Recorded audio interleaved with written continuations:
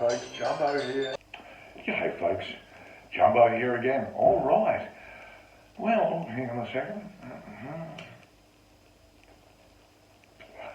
Okay, so we've talked about a lot of things, but today, now it's hard to talk about. It's taken a lot of courage to do this video. How I become who I am, and my identity journey, if you will. I think there's a pronoun in there somewhere, or I don't know, but look, I knew I was different when I was at school. I had a way of looking at things differently to the other kids, and I saw the two-wheel bicycles. I thought that was overkill, I didn't have one, hands-free. And we'd be playing sports, and instead of throwing the ball to the other kid, I'd be throwing it from hand to hand, just little things. But it wasn't to high school that I realised that I was really different, to everyone else. And, high school kids are very cruel. They give me a hard time and lots of comments and laughing at me and all this sort of thing and imitating the way I walk. But I did actually get my own back. I found I had a knack of throwing pies, not cream ones, the ones you get from the school canteen, the Balfour's pies with the boiling hot filling. But no, look, it was very difficult. I felt alone. I wanted to talk to somebody to tell them, what's happened to me, and I wanted to talk to Mum, and I think she knew. It was obvious. I think she knew, but I wanted to get it out in the air,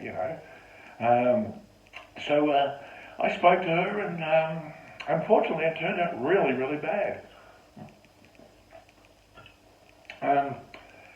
She burst into tears, telling me that I was bringing shame onto the family, and that she just wanted a normal son to be proud of, and that was very difficult. She didn't accept me at all, and so eventually I got my own flat, and that was brilliant. My own space to be myself, to let my inner self out, and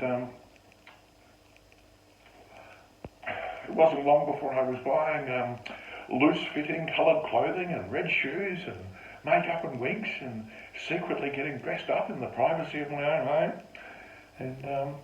And I started thinking then, there's got to be other people like me, and I was in the city, in Rundle Street. That's the more progressive end of town, where they're okay with people that are different. And I walked in the bar to have a couple of drinks, and I saw this guy there. And first thing I noticed was how big his feet was. So we got chatting, and we turned out to be really good friends, and we had so much in common. And I think his name was Bo from memory. And strange last name, Zoe or something, German or Russian, or I don't know. But anyway, he taught me so much. He taught me that I shouldn't be ashamed of who I am, that I should be proud, out and proud, And he got me onto the hormonal medicine that makes the body parts bigger, and that was amazing. That was, to be able to complete the journey, that was so fantastic. I think it was only 3 or 4 months, and my feet were a size 15. Yeah. So look, that first night he came round, it was fantastic. We got dressed up and put the makeup and wigs on, and he looked at me and said, "Well, do you want to have some fun? If you got the latex?" And I knew exactly what he meant, but I was a bit nervous. I didn't know if I was going to be good enough. I didn't know if I could perform up to his standard. I'd never done this sort of thing with other people before, But no, the night went off really well, and in fact, I was the first one to blow.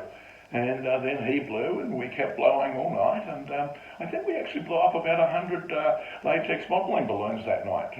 The whole lounge was covered in shapes, and dogs and giraffes and flowers and everything. So we had a great night, and it was great to meet someone who understood me, and but that was when I learned to be proud of who I am, and here I am today.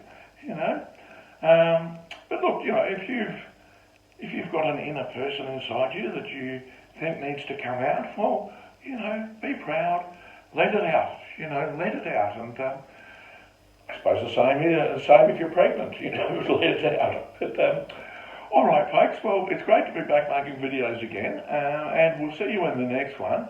Catch you later from Jumbo.